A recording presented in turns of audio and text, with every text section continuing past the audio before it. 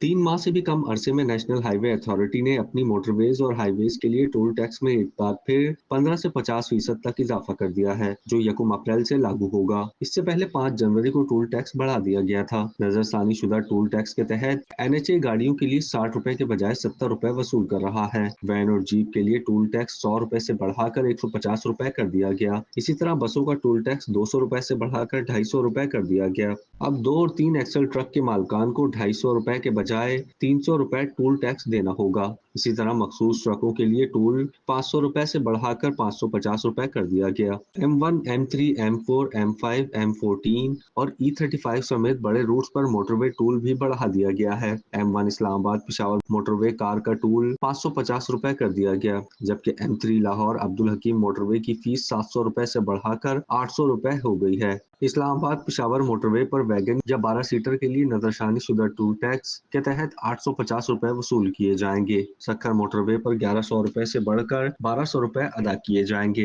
इसी तरह M14 डेरा इस्माइल खान अकला motorway का टोल टैक्स अब 600 रुपए से बढ़कर 650 रुपए है, जबकि E35 हसन अब्दाल हवेलिया मानसेहरा मोटरवे का टोल 250 रुपए से बढ़कर 300 रुपए हो गया। क्या आप कारोबार की तशहीर चाहते हैं या सोशल मीडिया प्लेटफॉर्म मैनेज कराना चाहते हैं? तो देर कैसी, अभी राब्ता करें ओनली न्यूज की टीम से। हमारा कॉन्टेक्ट नंबर आपकी स्क्रीन पर है।